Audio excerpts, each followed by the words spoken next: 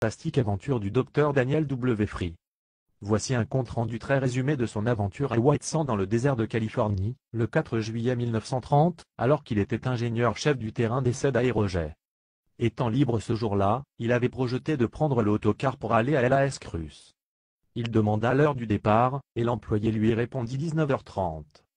Il se présenta à 19h15, mais le véhicule était déjà parti à 19h, il protesta auprès de l'employé qui lui avait donné un renseignement inexact, mais celui-ci répondit évasivement qu'il ne s'en souvenait pas. Faire 35 km à pied, la nuit ne tentait pas le docteur Free. La base étant déserte, il pensa utile d'aller à la bibliothèque consulter un livre technique qui l'intéressait. Mais une panne subite avait arrêté le climatiseur et la chaleur dans la salle était insupportable. Au bout d'un moment, Free sortit se promener pour avoir un peu de fraîcheur. Il se dirigeait vers la station d'essai où on testait un nouveau moteur de réacteur. Aux 3/4 de la route, il s'avisa d'une piste qui la croisait, et qu'il n'avait jamais parcourue. Il eut envie de savoir où elle menait et il s'y engagea. Le soleil s'était couché mais dans l'atmosphère limpide du désert, les lumières des étoiles et de la lune permettaient d'y voir clair. Free regardait précisément un groupe d'étoiles brillantes quand l'un d'elles s'éteignit. Étonné, il se demandait pourquoi, quand une autre disparut. Était-ce un avion qui avait intercepté leur lumière? Non, car dans le silence du désert, le ronflement d'un avion s'entend de loin. Et tout à coup, il vit venir à lui un objet qui atterrissait à une vitesse effrayante, et à un angle de 45 degrés environ. Se posa au sol sans aucun rebond ni course à terre, sans aucun bruit sauf celui du buisson que l'engin avait écrasé. À 20 mètres du docteur, celui-ci eut envie de fuir, mais il se contint et ne bougea pas, dans l'attente des événements. Comme rien ne se passait, il s'approcha prudemment de l'objet, en fit le tour. C'était une sorte de bol renversé sur une assiette de 10 mètres de diamètre, et 4,50 m de hauteur. En vol il avait une couleur bleu foncé, mais au sol il avait l'apparence de métal argenté finement poli, avec des reflets violets. Aucune trace d'ouverture, ni porte, ni hublot. Il semblait n'y avoir personne dans l'habitacle. Free s'enhardit à toucher le métal de la coque. Il était tiède, mais les doigts glissaient sur la surface sans aucune friction, comme s'il y avait des millions de roulements à billes minuscules, et un petit picotement se fit sentir sur la paume de la main. À ce moment une voix rude retentit, « Mieux vaut ne pas toucher la coque, c'est encore chaud. » De surprise le docteur fit un bond en arrière, se prit le talon dans une branche basse du buisson, et tomba de tout son long sur le sable, vexé et humilié au plus haut point de se trouver dans une position, si peu digne en une telle circonstance. Mais la voix reprit sur un ton amical, « Ne vous en faites pas, camarade, nous sommes entre amis, désolé de vous avoir fait peur, mais vous étiez en train de vous tuer, voulez-vous dire que la coque est radioactive ?» dit l'homme. Non, pas dans le sens où vous l'entendez. Il y a un champ magnétique autour de la coque qui repousse tout corps étranger. Vos physiciens diraient que c'est la force, antiparticule de l'énergie de cohésion de l'atome. Cette énergie anticohésion des particules peut être extériorisée du noyau dans certains éléments tels que la platine, s'il est traité à saturation par exposition à un rayon de photons à haute énergie. Ces particules se refoulent les unes les autres et comme les électrons, tendent à s'échapper et repoussent tout ce qui se présente. Leur charge dure assez longtemps, ce qui permet à la radiation cosmique reçue par la coque lorsqu'elle vogue dans l'espace, de maintenir une charge effective. Le champ de force est très puissant aux distances moléculaires mais, de même que l'énergie de cohésion, il suit la 7e loi de puissance, de sorte que la force devient négligeable à quelques microns de distance de la paroi de la coque. Si vous avez constaté que la surface semble douce et glissante, c'est parce que votre épiderme n'est pas entré en contact avec le métal, tenu à très faible distance par la répulsion du champ. Ce système empêche la coque d'être rayée ou endommagée au cours des atterrissages. Il permet de diminuer énormément la friction de l'air à grande vitesse. Le champ produit autour de l'engin un flux laminé d'air ou d'autres gaz, de sorte que peu de chaleur est générée ou transmise à la coque. Mais comment cela aurait-il pu me tuer? Je n'ai senti qu'un léger picotement dans la main. Vous ne seriez pas mort immédiatement, mais dans quelques mois, car l'exposition à ce champ de force provoque la production dans le sang d'anticorps qui, absorbés par le foie, le congestionnent et le détériorent lentement. Cependant vous ne risquez rien car vous n'avez pas subi l'action du champ assez longtemps, mais il ne fallait pas que cela se prolonge. La voix apprit ensuite au docteur Free qu'elle appartenait à un extraterrestre, qui n'avait jamais mis les pieds sur notre planète, car il n'était pas encore bien adapté à notre environnement, à notre pesanteur, à notre air vicié et à nos myriades de microbes mortels. Le présent essai avait pour but de constater si les hommes de la Terre pouvaient s'adapter rapidement à des façons de penser, et à des concepts différents dès lors. Des expéditions précédentes, faite dans le même but, avait complètement échoué au cours des siècles passés. Cette fois-ci, les ET espéraient trouver un terrien suffisamment réceptif, afin d'aider les hommes à progresser, ou tout au moins à sauver leur race. Après l'avoir observé pendant longtemps, ils pensaient que Free était l'homme qu'il leur fallait, et ils avaient combiné cette rencontre qui n'était nullement due au hasard. Ils avaient suggéré à l'employé des autocars, une réponse fausse afin d'obliger l'ingénieur à rester. Ils avaient provoqué, toujours à distance, la panne du conditionneur d'air pour inciter Free à sortir, et ils le poussèrent à aller à la station d'essai, puis à prendre la traverse qui devait le conduire au lieu de rencontre prévu. Il est rare, dit la voix, que nous imposions notre volonté à d'autres, car notre loi l'interdit, mais dans un cas de ce genre où il s'agit de l'intérêt de toute une population, cela est permis. Or il est question de préserver toute l'humanité terrestre, et pour cela il nous faut absolument la coopération complète et confiante de quelques individus terrestres. Nous croyons que vous pouvez être l'un d'eux, mais la décision doit être prise par vous-même après avoir pris connaissance de nos projets. Vous aurez tout le temps d'y réfléchir, car il se passera plusieurs années avant de prendre votre décision, mais lorsque vous aurez décidé de travailler avec nous, il vous faudra alors suivre certaines préparations. Ne croyez pas que cela vous apportera la gloire ou la fortune. Cela pourra même vous coûter la considération de vos amis qui ne comprendront pas les raisons de votre comportement. Votre seule récompense sera votre satisfaction intérieure d'avoir été utile à vos semblables dans une période extrêmement critique. C'est cette même récompense qui nous pousse à venir de très loin, pour vous offrir nos services. Si vous voulez bien faire un petit essai dans notre soucoupe volante, vous pourrez constater que nous pouvons vous apprendre beaucoup concernant notre technologie. Le docteur Free ayant accepté, la voix expliqua que la soucoupe volante, SV, était inhabitée et commandée à distance. Elle servait à prélever des échantillons d'air, de terre, de plantes etc. L'extraterrestre qui parlait se trouvait dans un vaisseau mère, beaucoup plus important, qui naviguait dans l'espace, et sa voix était transmise par un système de transmission. Ce vaisseau mère se trouvait à quelques 1500 km de la Terre, distance minimum qu'un navire de cette taille peut approcher d'une planète entourée d'une couche appréciable d'atmosphère. La S5 étant complètement vide d'air, allait se remplir, dès que la porte serait ouverte, de l'air ambiant, à la même pression. Le terrien y serait donc parfaitement à l'aise. Effectivement, Free entendit un léger bruit, tenant du sifflement et du murmure, qui dura environ 15 secondes. Il fut étonné, car la ruée de l'air entrant dans la S5 vide, aurait dû provoquer le rugissement d'un vent violent. Il en déduisit que les parois de la S5 étaient parfaitement insonorisées et étouffaient le bruit.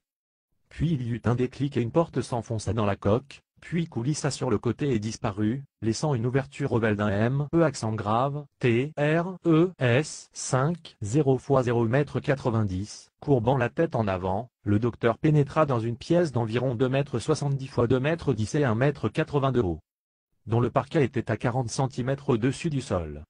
Les murs étaient légèrement incurvés et les angles arrondis. L'épaisseur du mur qui formait coque, visible à l'échancrure de la porte, était d'environ 10 cm. C'est dans l'épaisseur de ce mur que la porte avait coulissé. Au centre de la pièce il y avait 4 fauteuils disposés en carré, face à l'entrée. Ils étaient semblables à nos fauteuils modernes, mais PJUS petits. Au milieu du mur arrière, à hauteur du plafond, Free remarqua une petite boîte avec un tube qui lui parut être un dispositif à lentille, genre caméra de cinéma ou projecteur. La lumière venait de la lentille. Ce n'était pas un rayon, mais une lumière diffuse, très suffisante. Il n'y avait rien d'autre. « Asseyez-vous » dit la voix. Le terrien obéit et s'assit sur le siège le plus proche. Il le trouva très confortable, comme s'il était fait de mousse de caoutchouc recouvert de vinylite mais sans trace de couture ou de suture, comme moulé en un seule pièce. Un déclic et la porte se referma. « Où voulez-vous aller » reprit la voix. « Nous proposons de vous emmener à New York et retour en 30 minutes. » New York et retour en 30 minutes? Mais New York est 3200 km d'ici, soit 6400 km. Il faut donc atteindre la vitesse de 14 000 km/h. Comment pouvez-vous produire une telle énergie? Et l'accélération? Il n'y a même pas de ceinture à ces sièges. Vous ne ressentirez aucun des effets de l'accélération, car il n'y a pas d'accélération. Ne craignez rien, nous démarrons. Je vous expliquerai en route ce que vous ne comprenez pas. Je vais maintenant supprimer la lumière de la chambre et allumer le projecteur. Effectivement, la lumière diffuse s'éteignit et fut remplacée l'instant d'après par un rayon violet foncé, qui couvrait la porte d'entrée, et la rendait aussi transparente que la glace la plus pure. La voix reprit: comme vous le voyez, la porte est devenue transparente. Pourtant les métaux sont opaques, parce que les photons lumineux sont captés et absorbés dans les orbites des électrons, les atomes où ils passent. Cette captation se produit lorsque la fréquence des photons est la même que celle des atomes. L'énergie ainsi emmagasinée est bientôt restituée dans la zone infrarouge du spectre, qui n'est pas visible à l'œil, et échappe donc à notre perception. Il y a plusieurs moyens de rendre presque tous les corps transparents, ou tout au moins translucides. L'un d'entre eux consiste à créer un champ matriciel entre les atomes qui ne peuvent plus alors absorber les photons. Ce champ matriciel se développe dans certaines substances au moment de la cristallisation. Un autre système élève la fréquence du photon, ce qui évite sa capture par l'atome. Le rayon d'énergie que vous voyez projeté sur la porte est un multiplicateur de fréquence. Le rayon traverse le métal, comme le font les rayons X et les rayons cosmiques. À ces fréquences, les ondes venant de l'extérieur passent facilement à travers le métal, puis interfèrent avec notre rayon, et il en résulte ce que vous appelez une fréquence battante, identique aux fréquences de la lumière. Pour faire cette comparaison, ce système peut s'identifier à celui des ondes porteuses de vos émissions de radio, sauf que la modulation est appliquée upstream au lieu de la source de l'onde porteuse. Étonné, Free dit, pour quelqu'un qui n'a jamais mis les pieds sur notre planète, vous semblez bien renseigné sur notre technologie. Comment connaissez-vous les ondes porteuses et les modulations? Vous sous-estimez nos possibilités. Vous n'avez pas idée de la quantité d'observations précises que nous possédons sur vos activités des dernières générations. Tout ce que vous faites et toutes vos émissions sont enregistrés, étudiés, classés. Maintenant nous allons accélérer. À suivre. Soucoupe volante. Revue Onde Vivaine DEG 111 de juillet 1975. L'aventure du Dr Free, suite 2. Machinalement Free s'agrippa à son siège. À travers la porte transparente, il vit soudain le sol tomber avec une incroyable rapidité, mais il ne ressentit aucune pression, ni aucun malaise. Les lumières de la base militaire fuyaient, déjà loin. Celle de la Cruce apparaissait. L'engin obliqua sur la gauche et monta, découvrant le ruban brillant de l'autoroute qui relie la Cruce à El Paso, illuminé par les feux des innombrables voitures. Free reconnut les lumières de Ciudad Fort Bliss, El Paso, la ligne mince, noire et sinueuse du fleuve Rio Grande, puis plus rien qu'une sorte de vert légèrement phosphorescent. Le ciel était noir et les étoiles semblaient plus brillantes. Vous êtes à 20 km d'altitude, dit la voix, et vous montez de 800 mètres par seconde. Lorsque nous aurons atteint 54 km d'altitude, nous commencerons le vol horizontal. À cette hauteur, l'air raréfié offre une résistance très diminuée. Maintenant je vais vous expliquer pourquoi il n'y a pas de ceinture au fauteuil. La force que nous utilisons pour mouvoir nos véhicules est de nature identique au champ gravitationnel, pesanteur. Elle agit non seulement sur chaque atome du véhicule, mais aussi sur chaque atome de ce qu'il contient, y compris les passagers. Ainsi, chaque atome étant accéléré de la même façon, n'exerce aucune pression sur le voisin et tout se passe très bien. En ce cas, pourquoi donc je ne flotte pas, dans l'air comme toutes les choses qui sont dans un missile en chute libre? Avant que le champ magnétique ne soit établi, l'appareil était immobile au sol, et vous aussi sur votre fauteuil. La force de gravité agissait sur vous. Lorsque la force motrice a agi à la loi sur la S5 et sur votre corps, l'attraction terrestre a continué d'agir sur l'une et l'autre, et continuera tant qu'elle ne diminuera pas, à mesure que la S5 s'éloigne de la Terre. Lorsque l'appareil échappera totalement à l'attraction terrestre, alors tout flottera dans l'intérieur, et il sera nécessaire de reproduire artificiellement une attraction gravitationnelle. La force de gravité à laquelle nous sommes soumis habituellement est d'environ la moitié de celle de la Terre. Il nous faut beaucoup de temps pour nous habituer à votre pesanteur, car les organes internes ayant un poids double que sur notre habitat, se déplacent vers le bas et leurs fonctions ne se font plus normalement. D'autres complications viendraient, aussi par la différence de pression sanguine entre la tête et les pieds. Il faut s'y habituer progressivement, les tissus porteurs se renforçant peu à peu. Lorsque nous y serons arrivés, et si les problèmes immédiats de survie de votre race peuvent être résolus, nous espérons que vous-même et quelques autres terriens de bonne volonté voudraient bien vous joindre à nous, pour nous aider à combler l'énorme fossé qui existe entre notre culture et la vôtre. Nous ne voulons pas vous imposer de force notre façon de vivre et nos connaissances, si cela n'est pas votre désir, et si cela ne vous est pas avantageux. Or ce n'est pas le cas actuellement. D'autre part, notre but n'est pas entièrement philanthropique, car votre planète possède en abondance certains matériaux rares dans le système solaire, matériaux que nous pourrions utiliser au profit de nos peuples comme des vôtres. Pouvez-vous m'expliquer comment fonctionne votre appareil? Comment produisez-vous l'énorme énergie qu'il faut pour atteindre de telles vitesses? C'est difficile de vous le faire comprendre, car il faut d'abord étendre considérablement votre savoir en physique. Il vous faut apprendre des concepts et des mots nouveaux nécessaires à l'explication que vous demandez. Je vais employer une analogie. Un homme qui recherche la connaissance scientifique est comme une fourmi qui monte sur un arbre. Elle monte, mais sa vue étant trop limitée pour englober le tronc tout entier, elle s'engage sur des branches secondaires sans se douter qu'elle n'est plus sur le tronc. Tout va bien pendant un moment, elle monte et peut profiter du fruit de son progrès, mais vient le moment où la branche, se divise en quantité de tiges et de feuilles axées dans toutes les directions. Vous en êtes à ce point. Vous avez abandonné le tronc des lois basiques, et vous vous perdez dans les multiples voies qui s'offrent à vous. Vos savants en concluent qu'ils ont atteint les limites du savoir, et qu'en définitive toutes les lois physiques deviennent pures statistiques. Parvenus à ce point, ils pourraient progresser encore en suivant une ligne de raisonnement abstrait, en utilisant les symboles mathématiques, dont plusieurs représentent des quantités qui n'existent pas et qui, par conséquent, ne peuvent pas être représentées et suivies par l'intellect. Un tel procédé ressemble au métro souterrain, vous prenez le train qu'il faut, vous arriverez à la destination désirée, mais comme vous ne voyez pas où vous allez, il est possible qu'il existe une manière plus simple, et plus facile de vous rendre à l'endroit voulu. Les vérités fondamentales sont toujours simples et compréhensibles, si on les voit du bon côté. Là réside le secret, se mettre à l'endroit où la vue peut s'étendre sur l'ensemble. C'est ainsi que nous connaissons bien mieux que vous l'histoire de votre race. De même, de l'endroit où vous êtes, vous ne pouvez pas vous situer. Cette grande ville, au nord-est Saint-Louis à l'horizon devant vous, cette lueur, c'est Cincinnati, vous y serez dans 2 minutes, et ensuite vous verrez les lumières de Pittsburgh. Vous serez à New York dans quelques instants. Le véhicule où vous êtes n'est pas prévu pour transporter des passagers, et il n'est pas équipé de compensateurs de gravité négative, comme nos appareils plus importants. Par conséquent à la descente vous aurez la sensation de peser moins. Si cela vous incommode, je réduirai l'accélération. Effectivement, Free sentit son estomac se soulever et cela dura 30 secondes environ, puis tout redevint normal. La voie reprit, vous descendez maintenant à une vitesse constante. Lorsque vous aurez atteint l'altitude voulue, l'arrêt de la descente provoquera une augmentation de votre poids, mais nous pouvons compenser cela et vous ne sentirez rien. Vous êtes à 33 km d'altitude et New York est devant vous. Votre vitesse a été réduite à 1000 km/h, pour vous permettre de mieux voir. Votre véhicule va faire le tour de la ville, pour que vous puissiez la voir sous tous les angles.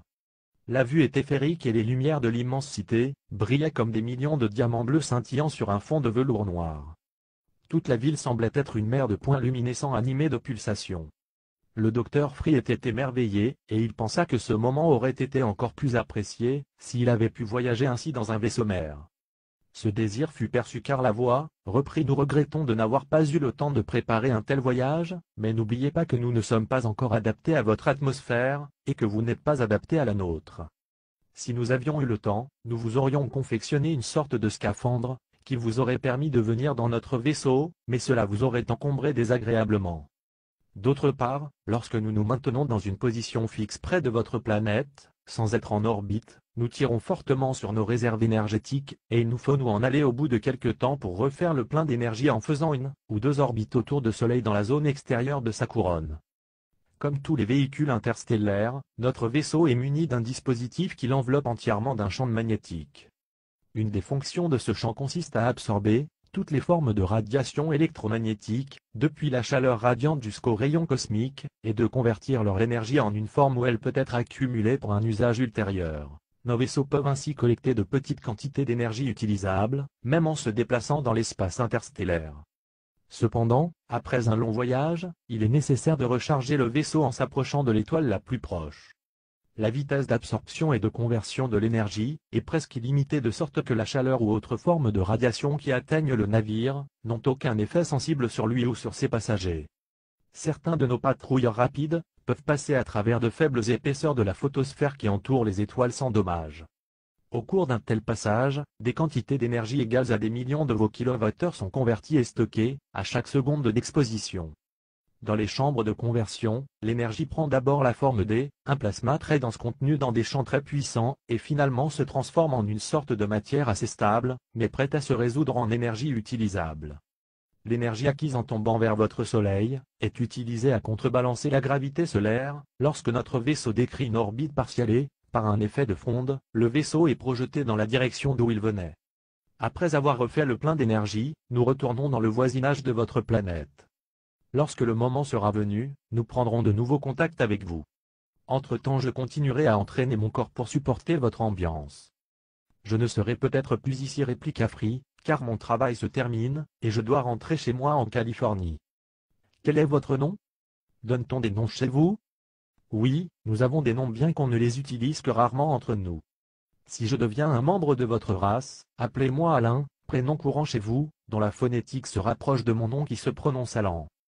Quant à votre départ en Californie, cela n'offre pour nous aucune gêne à vous contacter, car nous avons votre fréquence exacte, et votre esprit capte très bien. D'ailleurs, si vous aviez un peu plus de pratique à interpréter les images mentales, nous aurions pu vous montrer tous les détails de notre vaisseau mère, sans que vous ayez à y pénétrer. Si je me concentre en fermant les yeux, pourriez-vous me projeter un schéma en coupe de votre vaisseau? Difficile, répliqua Alain un peu sèchement. Vous faites erreur concernant la perception extrasensorielle. D'abord, il n'y a rien de sensoriel. C'est une possibilité normale du système de perception dont vous êtes muni, lequel comporte plusieurs modes de perception. Cependant, au cours d'une phase de développement d'une race, cette possibilité de perception devient nulle, parce qu'elle est plutôt une forme de communication publique et que, dans cette période, l'individu a besoin de silence dans ses mots et ses pensées. Beaucoup d'animaux utilisent ce sens bien mieux que vos peuplés, pour certains insectes, c'est le seul moyen de communication entre eux. De plus, il ne faut pas vous concentrer, car cette attitude bloque toute réception. Pour capter correctement, vous devez au contraire atteindre un état de complète relaxation. C'est ce que vous pouvez faire, vous, qu'a plutôt rare les terriens. Lorsque nous avons analysé votre mental, bien avant de prendre contact avec vous, nous avons constaté que vous utilisez un système de relaxation mentale très intéressant à cause de son efficacité et de sa simplicité. Vous voyez ce que je veux dire. À suivre. Soucoupe volante. Revue Onde Vivente EG 112 d'août 1975. L'aventure du Dr Free, suite 3. Oui, je l'emploie lorsque le sommeil ne vient pas vite. Je visualise une chambre toute noire sauf 10 nombres lumineux sur le mur. Je centre mon attention sur ces nombres au point de chasser toute autre pensée. Puis, un par un, j'efface les nombres, me concentrant sur ceux qui restent, en diminuant progressivement le degré de concentration. À chaque nombre effacé habituellement, je m'endors avant la disparition de tous les nombres. C'est bien cela, reprit Alain. Ce procédé a l'avantage de relaxer l'esprit conscient et de plus, il permet de remettre toutes les pensées étrangères à leur place, dans les archives de la mémoire. De cette façon, l'inconscient et le conscient deviennent un, et se trouvent dans les meilleures conditions pour la transmission comme pour la réception. Nous allons faire un essai. Regardez fixement l'écran de vision qui est maintenant noir, relaxez-vous selon votre méthode, et je vais tenter de projeter vers vous une figure mentale de l'intérieur du véhicule où vous êtes. Free obéit, visualisa sur l'écran les 10 chiffres lumineux et les effaça l'un après l'autre mentalement, mais ne put rejeter les douzaines de questions qui se pressaient dans son esprit. Quand il eut effacé le dernier nombre, il était presque endormi et il eut conscience d'une image sur l'écran. Elle semblait être là depuis toujours, mais il la voyait pour la première fois. Sur la partie gauche, il reconnut la chambre où il se trouvait, et il s'aperçut alors que la figure représentait l'intérieur de tout l'appareil. Il entendit la voix d'Alain, mais très lointaine, changée, douce, fluide, musicale. Vous voyez les détails et le mécanisme du vaisseau, que votre esprit est capable de saisir. Ce gros tambour au-dessus de la cloison centrale, c'est l'accumulateur différentiel. C'est une sorte de batterie susceptible d'être chargée par diverses sources naturelles d'énergie. Nous pouvons la recharger par la banque d'énergie de notre propre vaisseau, mais c'est rarement nécessaire. En effet, dans votre stratosphère, il y a plusieurs couches de gaz ionisé, qui sont très chargées et dont on peut emmagasiner l'énergie en mettant le vaisseau en orbite planétaire à ce niveau. Nous pouvons aussi capter un nombre important d'électrons énergétiques du Soleil. Charger l'accumulateur différentiel consiste à créer une différence de potentiel entre les deux pôles de l'accumulateur. Celui-ci dispose d'électrons libres en quantité inconcevable pour vous. Le mécanisme de contrôle permet à ces électrons de circuler à travers les divers segments des cercles de force, que vous voyez au sommet et au bas du vaisseau. Vous connaissez assez l'électrodynamique pour savoir qu'un électron en mouvement développe un champ magnétique. L'énorme afflux d'électrons dans ces cercles de force crée un très puissant champ magnétique. Du fait que la direction et l'amplitude du courant peuvent être contrôlés par les deux cercles, et par d'autres dispositifs, nous pouvons obtenir un champ oscillant réglable, et créer une résonance magnétique entre les deux cercles, ou bien entre les différents segments d'un seul cercle. Vous savez que tout champ magnétique, qui change d'intensité crée un champ magnétique secondaire qui, à chaque instant, est égal en amplitude, de signe opposé et perpendiculaire au champ magnétique primaire. Si les deux champs se mettent mutuellement en résonance, un vecteur force naît. À moins que l'amplitude et la fréquence de résonance soient extrêmement hautes, le champ vecteur sera très faible, et pourra passer inaperçu. Cependant l'amplitude du champ vecteur augmente beaucoup plus que dans les deux champs qui le génèrent et, à de hauts niveaux de résonance, devient très forte. Le champ vecteur dont la direction est perpendiculaire aux autres deux champs, crée un effet similaire au champ gravitationnel. Si le centre du champ coïncide avec le centre de gravité du vaisseau, il se produira un accroissement de l'inertie ou masse du vaisseau. Si le centre de gravité ne coïncide pas avec le centre de force, le vaisseau tendra à accélérer vers ce centre, et se mettra en mouvement uniformément accéléré, tant que le champ est généré. Pour ralentir ou arrêter le vaisseau, on règle les contrôles pour que le centre de force soit derrière le centre de gravité de façon à inverser le sens de l'attraction. Les évents que vous voyez sous les sièges arrière permettent, en cas de nécessité, d'oxygéner l'air vicié de la cabine. La boîte au-dessus de l'accumulateur différentiel contient un dispositif de commande à distance. Inutile de vous l'expliquer, car vous êtes familiarisé avec ces systèmes et les servomécanismes, bien que les nôtres soient considérablement plus simples et plus sûrs. Mais nous voici revenus au point de départ. Le retour a été plus rapide que l'aller. Au cours de la descente, si vous le désirez, nous pouvons créer une condition approchant la gravité zéro, que vous appelez chute libre.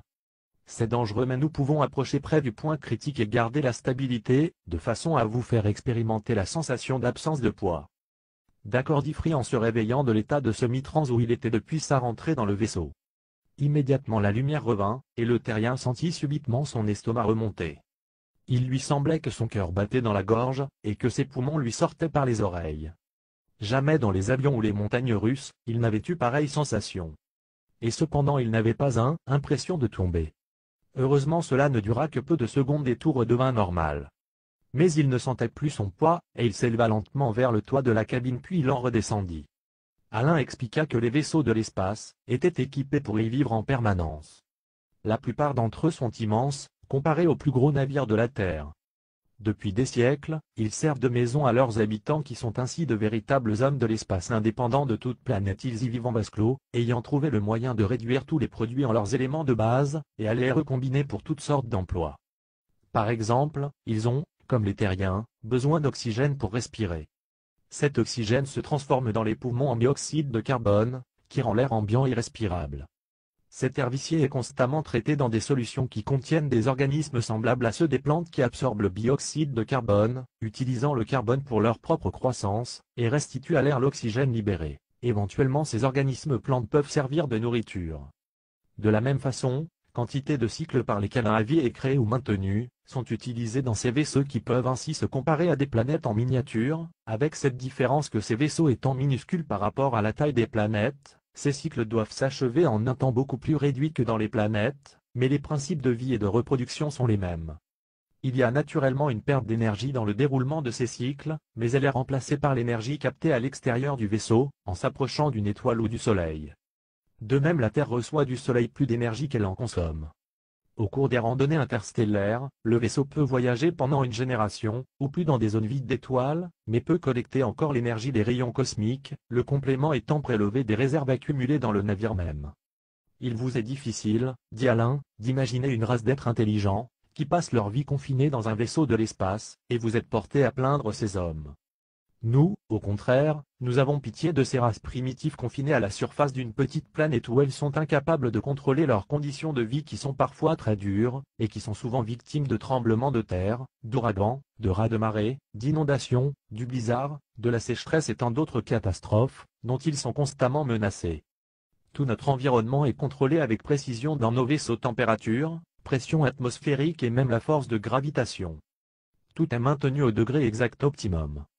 Du fait que nos corps quittent rarement le vaisseau, nous avons atteint une extension de nos sens limitée, grâce à nos techniques, soit pour l'observation, pour la compréhension ou pour l'information. Nous pouvons être présents et à fond, à n'importe quel moment, en tout lieu que nous voulons visiter ou observer, même si ce lieu se trouve à des milliers de kilomètres de notre vaisseau, nous pouvons produire et utiliser des forces simples à des endroits très éloignés.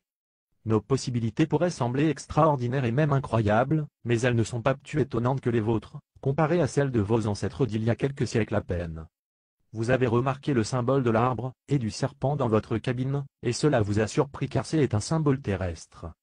Il n'appartient pas seulement à la planète Terre, c'est un symbole universel, celui de la vie qui sort des eaux, et qui se répand en ondes comme les vagues de la mer, et comme les ondulations du serpent. L'arbre est le symbole de la vie qui monte dans l'atmosphère puis dans l'espace. Votre race et la nôtre ont des ancêtres communs. Ils vivaient sur la Terre, il y a plusieurs dizaines de milliers d'années, sur un continent situé dans l'océan Pacifique. La légende dit qu'il a été submergé par les eaux, c'est pourquoi on l'appelle le continent perdu Lémurie ou Lamu. Ses habitants avaient bâti un grand empire, et disposaient d'une science très puissante. Au même moment, une autre race se développait rapidement, sur un autre continent situé au sud-ouest de l'océan Atlantique actuel. C'était la race Atlante. Une rivalité s'établit entre ces deux peuples, chacun voulant surpasser l'autre. Ils savaient transformer la matière en énergie, et pouvaient tirer 75 millions kWh d'une masse aussi minime de matière, que l'est un penny de bronze, pièce de monnaie anglaise pesant 10 grades environ. Les deux pays entrèrent finalement en conflit, et se détruisirent en libérant des énergies destructives, dont la puissance est bien au-delà de toute imagination humaine. Toute la configuration de la surface de la Terre en lutte bouleversée, et les radiations nucléaires, qui s'ensuivirent étaient tellement intenses que toute la Terre devint inhabitable pendant des générations. Mais nous reprendrons cette histoire plus tard. Vous êtes au sol et je vais vous ouvrir la porte, j'attendrai que vous soyez à quelque distance de l'appareil pour le faire revenir. Je vous dis à bientôt, et prenez bien soin de vous jusqu'à notre retour. Free sortit et s'éloigna de quelques pas en titubant, comme une personne qui vient de s'éveiller. Il se retourna et vit la porte de l'appareil se refermer. Puis une bande lumineuse horizontale de couleur orange, apparut sur la partie centrale la plus large, et la RS-5 fit un bond vertical, comme projeté par une catapulte. L'appel des provoqué par le départ subit de l'engin, faillit faire tomber le docteur Free. La bande orange tourna au violet, et l'appareil était déjà un point minuscule dans le ciel où il disparut bientôt. L'homme sentit une sorte de dépression envahir son âme. Il pensait à son travail qui lui sembla vide, petit, pauvre, et à sa vie qui perdait toute signification à côté de celle d'Alain. Pendant un grand moment il médita sur le sable, en contemplant les étoiles. À suivre. Soucoupe volante. Revue Onde Vivente DEG 113 de septembre 1975. L'aventure du docteur Free, suite 4.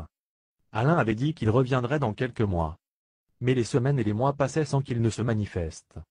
Le docteur Free reprit ses essais de divers types de roquettes, mais il n'apportait pas le même enthousiasme à ce travail, sachant que cette technique était dépassée et de loin par les ET extraterrestres. Il attendait toujours un signe d'Alain, mais rien ne se produisait. Il avait terminé son contrat à White Sands, et était retourné chez lui, en Californie. Puis il était revenu à White Sands pour une deuxième série de tests. Il n'avait parlé à personne de son étrange voyage en SV, soucoupe volante, sachant bien que personne ne l'aurait pris au sérieux.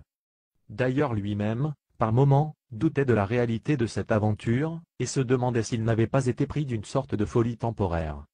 Un soir, après avoir quitté le mess des officiers où il prenait ses repas, il rentrait chez lui à pied quand il se souvint de n'avoir pas coupé l'interrupteur général, lorsqu'il avait quitté le laboratoire. Ce n'était pas bien grave mais, méticuleux, il voulut réparer cette négligence. Il prit sa voiture et arriva au labo. Il faisait déjà noir. Avant d'arriver à la salle des instruments, il remarqua une lumière inhabituelle de 30 cm de diamètre, qui planait ses diano du sein, des essais. Étonné, il s'approcha et entendit la voix d'Alain, comme si ce dernier était près de lui. « Oui, Dan, diminutif de Daniel prénom du docteur Free, c'est bien moi. Nous n'avons pas utilisé le vaisseau d'échantillonnage comme la dernière fois, et avons pensé qu'il serait mieux de descendre un amplificateur LR. Nous pourrions nous en passer, mais il permet d'éliminer tout risque d'erreur. Ne vous souciez pas de l'interrupteur général, car vous l'avez coupé avant de partir cet après-midi, mais nous vous avons géré, que vous l'aviez oublié pour vous ramener ici, et parler avec vous sans être dérangé. » Free était bouleversé. Son esprit battait la campagne. Est-ce réel? Ou bien est-ce une hallucination ou une nouvelle crise? Finalement il pensa, cela semble être vrai, et je vais bien le voir. C'est une bonne décision, reprit Alain, comme s'il avait entendu cette pensée.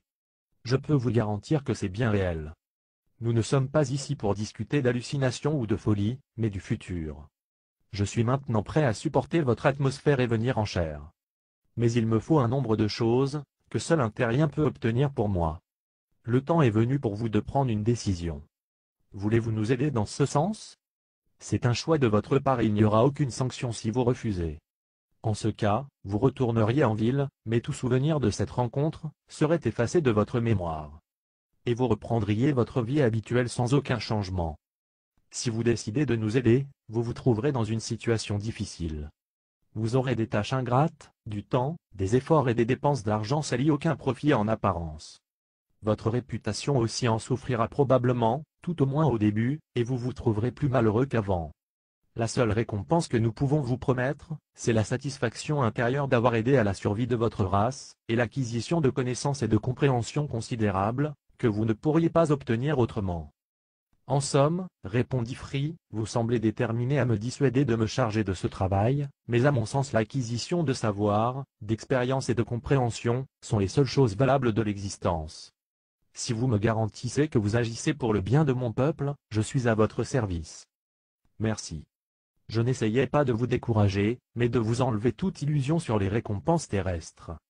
Nous ne demandons ni ne recevons jamais de récompense pour ce que nous faisons, et finalement vous apprendrez, comme nous, que la plus grande et la plus durable des récompenses est la certitude d'avoir servi. Cela nous rappelle la parole de Jésus: le plus grand est le serviteur mauvais. En vérité, nous ne pouvons pas affirmer que nous travaillerons au bien-être de votre peuple, mais au début tout au moins. Nous œuvrerons pour qu'il survive. S'il survit, alors nous pourrons penser à son bien-être, sinon la question du bien-être sera déjà tranchée. Cela me convient. Dites-moi ce que vous voulez que je fasse. Si c'est dans mes possibilités, je le ferai volontiers. Il ne vous sera rien demandé, qui soit au-delà de vos possibilités, car nos analystes ont déterminé avec précision vos aptitudes dans plusieurs domaines, et elles sont considérablement plus grandes que vous ne le pensez. D'abord, si ma connaissance de votre langue est suffisante, celle de votre écriture est encore trop rudimentaire, pour que je me mêle au terrien. Je voudrais que vous me fournissiez des textes et des livres susceptibles de combler mon ignorance dans la lecture et l'écriture de votre langue. Je voudrais aussi des textes de mathématiques pour me familiariser avec vos méthodes qui sont différentes des nôtres. Nos ancêtres et les vôtres avaient 10 doigts sur lesquels ils comptaient au début, ce qui vous a amené au système décimal. Chez nous, nous utilisons le système du décimal, le chiffre 12 étant bien plus simple et plus pratique du fait de sa plus grande divisibilité. 12 est divisible par 2, 3 et 4, alors que 10 n'est divisible que par 2 et 5. Sur votre banc d'essai, sous notre dispositif de communication, il y a un rebord protégé par un couvercle. Demain soir, avant de partir, mettez-y tous les livres que vous pouvez vous procurer, nous les ferons prendre et nous les rapporterons au même endroit le lendemain soir. Ce petit manège dura 2 mois. Il faut croire qu'Alain avait l'assimilation rapide, car Free lui avait envoyé une documentation qui aurait demandé plusieurs années à un étudiant normal pour l'apprendre. Une note d'Alain jointe au dernier paquet de livres retournés avisait Free de ne plus continuer, parce qu'Alain devait s'absenter pour quelque temps, une mission l'appelant ailleurs.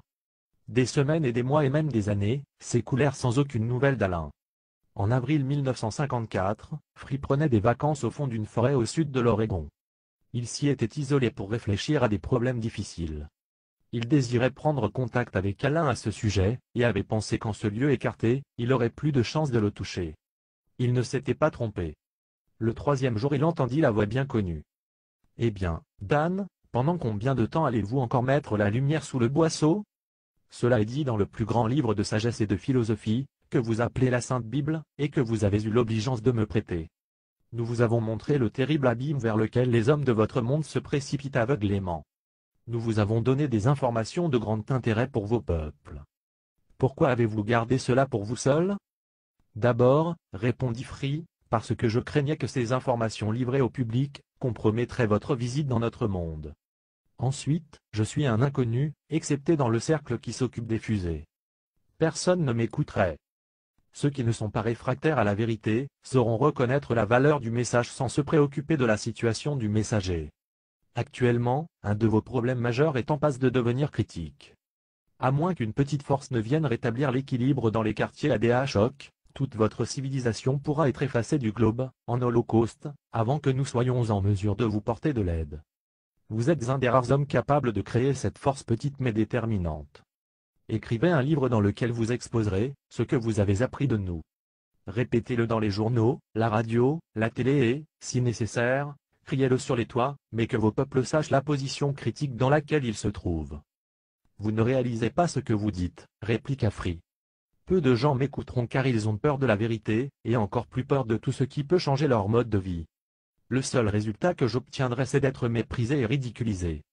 On me prendra pour un menteur, un fou, ou un charlatan. les journaux n'accepteront pas de publier mes informations, ou les déformeront de telle sorte que je semblerai stupide. Bien sûr que vous serez ridiculisé. Le ridicule est la barrière de protection, que le timide et l'ignorant érigent contre ce qui les effraie ou les trouble. Pouvez-vous me citer un homme de votre planète qui ait accompli quelque chose de grand, et qui n'ait pas été raillé ou mésestimé par certains? C'est le prix que doit payer tout individu, qui est en avance sur son temps, soit en pensée soit en action. Souvenez-vous de cet ancien adage, qui devrait figurer en exergue dans tout livre de philosophie: il est plus facile de railler que d'approfondir, mais ce n'est pas aussi profitable. Oui, vous serez insulté et attaqué, car certains vont prendre le contre-pied de ce que vous affirmez, même sa vérité est évidente. Il y aura plusieurs problèmes auxquels vous devrez faire face, mais souvenez-vous qu'ils ne sont pas exclusivement vôtres. Ils assaillent tous ceux qui offrent leur savoir et leur service à leur prochain, afin de faire avancer la culture. Rappelez-vous aussi que vous aurez des amis, beaucoup plus d'amis que vous n'en avez jamais rêvé. À suivre. Soucoupe volante. Revue Onde Vivente DEG 114 d'octobre 1975. L'aventure du Dr Free, suite 5. S'il y a des gens qui ont peur de changer leur façon de vivre, d'autres plus nombreux que vous le supposez, sensibles au danger que court votre société et votre civilisation, chercheront un remède. Ils voudront voir avant d'en rire, et vous aurez en eux de nouveaux amis. Ne sous-estimez jamais le pouvoir de la pensée. Si vous avez des amis, vous ne serez jamais seul, et ils vous donneront courage et possibilités. Mais, objecta Free, pourquoi ne feriez-vous pas un atterrissage en SV devant la Maison Blanche, et demander des facilités pour communiquer au monde entier les informations et avis que vous désirez qu'ils sachent? Réfléchissez un peu, reprit Alain. Si nous apparaissons comme des êtres supérieurs venus de l'au-delà pour diriger les terriens, ceux-ci vont penser aussitôt que nous sommes des tyrans qui prétendent les mettre en esclavage, et réagiront en sens négatif. Vous devez cependant pressentir le danger d'une guerre nucléaire, qui entraînerait la destruction de votre civilisation, et la mort de la plupart de vos peuples. Mais ce danger, bien qu'il soit immédiat, n'est pas le problème de base, ce n'est qu'un symptôme, et peu de maladies peuvent être guéries en traitant seulement les symptômes. Le vrai problème auquel se heurte votre civilisation, problème qui, ces derniers temps, atteint un point critique, ne vient pas de la race ni de la croyance, ni des idées politiques. C'est le problème qui se pose tôt ou tard au cours du développement de toute civilisation, quel que soit le lieu ou le temps. Ainsi la vie commence dans les formes les plus simples, et ces formes deviennent de plus en plus complexes. À un certain moment, la race humaine apparaît, qui possède la conscience d'exister, le besoin d'un but, et la réalisation d'une intelligence plus grande que celle de tout autre être vivant. La recherche du savoir suit un large éventail, qui se divise en 3 sections. 1 degré, la science physique ou matérielle qui traite des désirs, des besoins du corps et de la nature du monde physique. 2 degrés, la science sociale qui régit les relations entre les hommes. 3 degrés, la science spirituelle qui étudie les relations entre les hommes, et la grande intelligence créatrice qui pénètre tout, contrôle toute la nature et que vous appelez Dieu. Toute la science de l'univers, toute recherche de la vérité, et toute extension de la compréhension, ne peuvent fleurir que sur ces 3 branches maîtresses. On ne peut tirer entre elles des lignes de séparation bien définies, car elles débordent l'une sur l'autre, mais les lois fondamentales qui les dirigent sont les mêmes. Toute civilisation de l'univers qui veut se développer pleinement et avec succès, doit absolument étudier chacune de ces branches avec constance et diligence et n'en négliger aucune.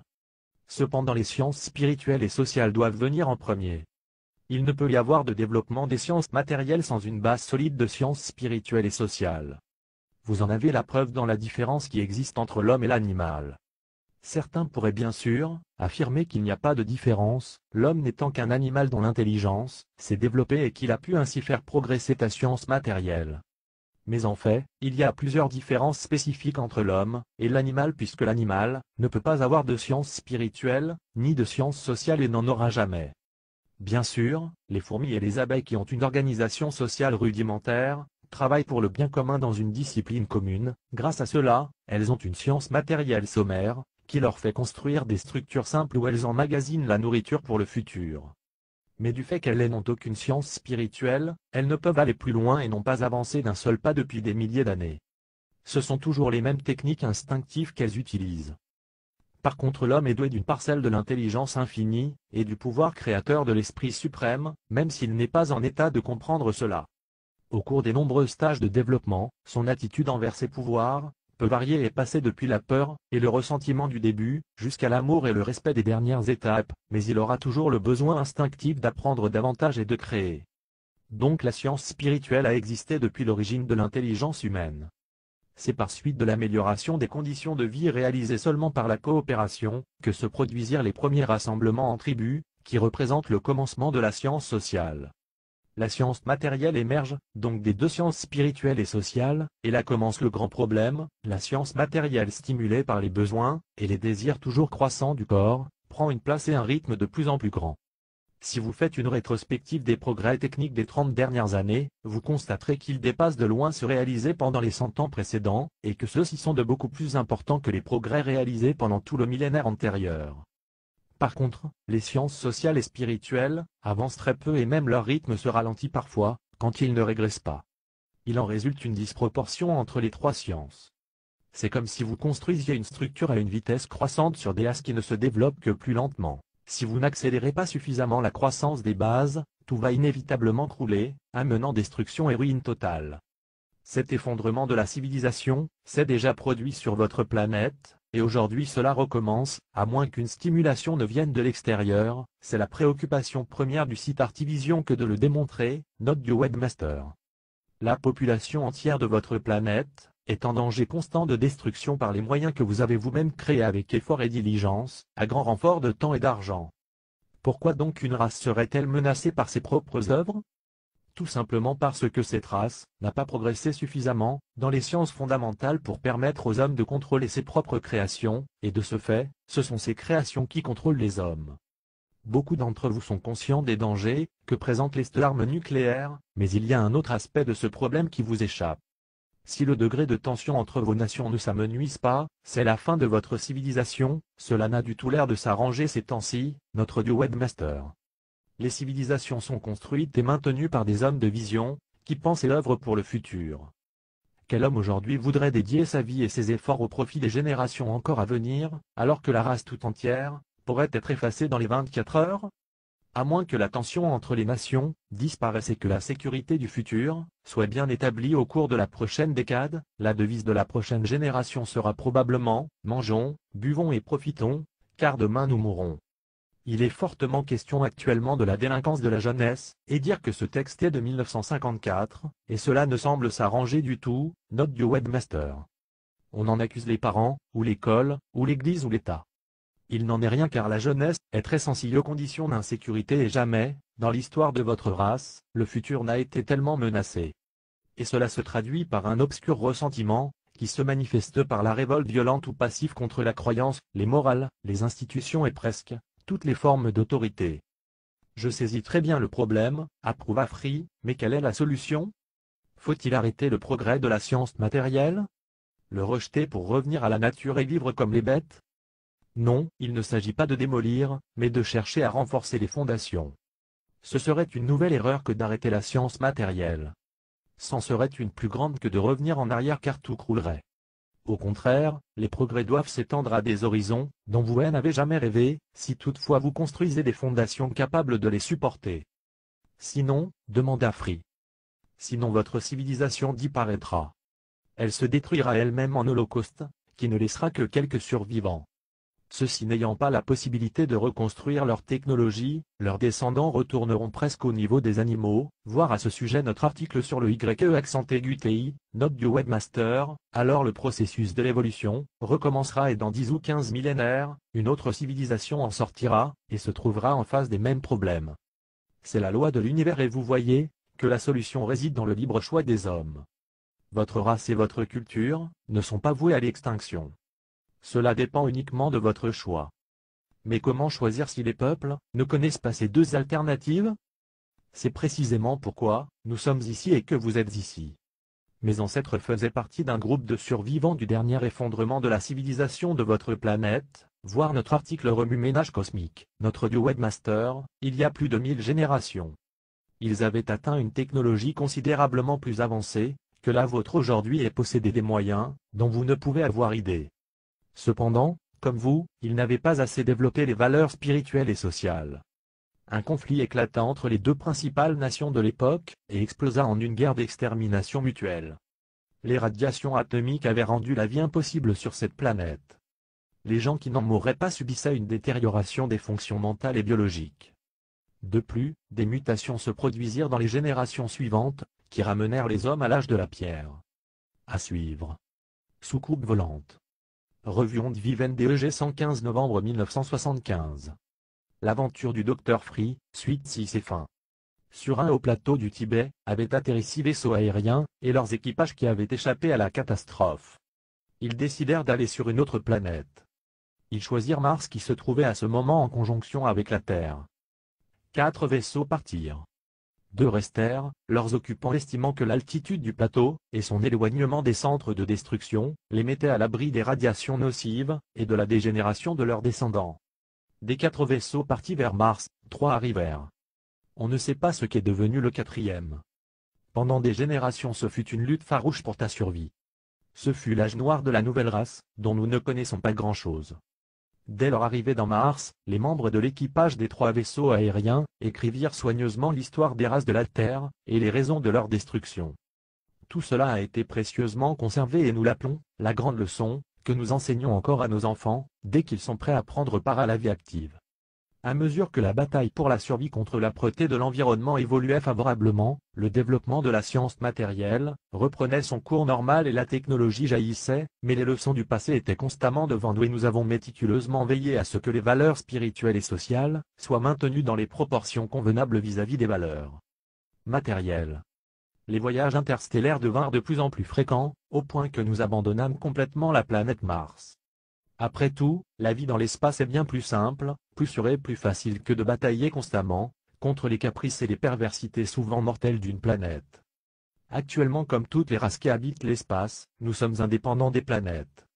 Certains de nos vaisseaux sont très grands par rapport aux vôtres. Rappelons qu'un pilote de ligne a déclaré avoir aperçu un cigare volant de 10 miles de longueur, 16 km. Plusieurs observateurs dont un ingénieur de nos amis en ont vu qui ont 4 à 5 km de longueur. Adamski est monté dans un de ces engins qui faisait 1 km, et déclare qu'il en existe de bien plus grands, voire le cahier les soucoupes volantes, leur but disponible à Beauvais, et sont équipés pour produire, à l'intérieur même, toutes les choses nécessaires à la vie et au confort. Nous n'avons pas besoin d'approcher d'une planète, sauf pour avoir les matières premières indispensables à de nouvelles constructions, éléments que nous pouvons nous procurer dans les astéroïdes ou les satellites inhabités. La satisfaction de nos besoins physiques nous demande peu de temps et nous pouvons disposer de beaucoup de temps et d'énergie pour aider les races humaines, qui n'ont pas encore dépassé le point critique de leur développement. Le vaisseau aérien où je me trouve actuellement est entièrement consacré à ce but. Dans quelques mois, quand je serai fin prêt, je me mêlerai aux terriens, je deviendrai un des vôtres, et c'est pourquoi j'ai besoin de votre assistance. Un des mots les plus importants de votre langue est « compréhension ». Vous le confondez souvent avec connaissance, sagesse, amour et charité. Toutes ces caractéristiques sont désirables mais aucune ne peut remplacer la compréhension. Dans la Bible on vous recommande « Aimez Dieu et votre prochain ». C'est un excellent principe, si seulement il pouvait être suivi. Malheureusement amour est un sentiment qui n'est pas tributaire de la volonté. Personne parmi vous ne peut véritablement aimer quelqu'un parce qu'on lui a conseillé ou même commandé de te faire, même si une récompense a été promise. La compréhension doit venir d'abord, avant l'amour réel, ta charité et même ta sagesse. Le besoin le plus important pour votre race, votre civilisation et votre société d'aujourd'hui, est la compréhension entre l'homme et son prochain, entre nation et nation, entre l'humanité et le pouvoir, et l'intelligence qui interpénètre et contrôle toute la nature. Il s'agit de Dieu, bien entendu Beauvais. La compréhension est la clé de survie de votre race. Oh! Des années se sont passées depuis qu'Alain a pris résidence sur notre planète. Il s'est bien habitué à notre vie terrestre, mais il n'a jamais pu comprendre la tromperie qui règne chez les terriens.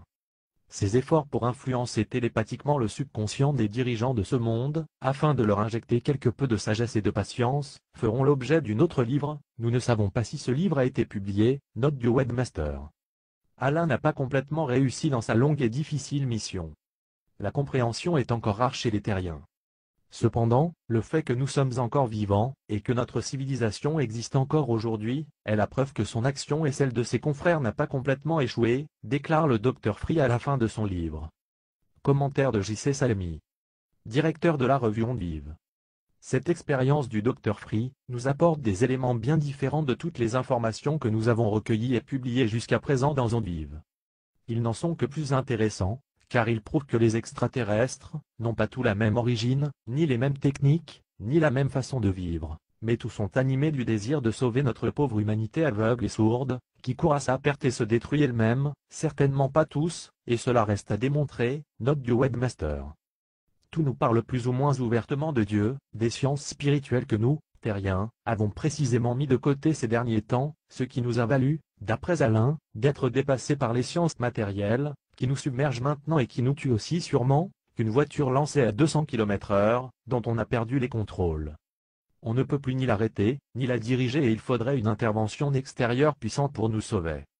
Nous pouvons espérer que cette assistance ne nous manquera pas, si nous croyons tout ce que nous disent les extraterrestres. Mais comme le dit Alain, faut-il encore que nous acceptions cette aide, et que nous comprenions ce qu'il faut faire. Tout dépend donc du choix des humains. Et ce choix demande de la lucidité et surtout de l'expérience. Cette expérience, nous sommes en train de la faire à nos dépens, et durement. Mais cela ne suffit encore pas. Il nous faut comprendre pour en tirer la leçon, et faire notre choix d'une façon judicieuse. Il nous faut comprendre nos erreurs, et essayer de les redresser. Et quelle est notre grande erreur? Alain nous le dit, avoir négligé les sciences spirituelles et sociales. Autrement dit, avoir oublié Dieu et les hommes, notre prochain.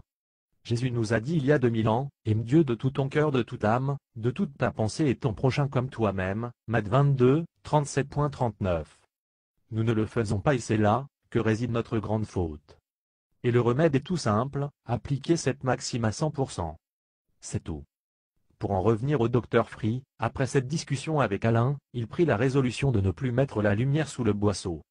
Il s'est donc consacré à la divulgation de ce qu'il avait appris, avec courage et persévérance. Il a commencé par publier en 1954 son livre Thomas of Earth, aux hommes de la Terre, dont nous venons de faire une analyse sommaire. Cet ouvrage a été réédité 8 fois, et son succès continue sans arrêt depuis 20 ans. Il a écrit d'autres livres, fondé l'Understanding Magazine, revue de la compréhension, et créé une énorme organisation internationale Understanding 1, dont il est le président. Il fait des conférences, et les diffuse à la radio, à la TV par publication et bande magnétique.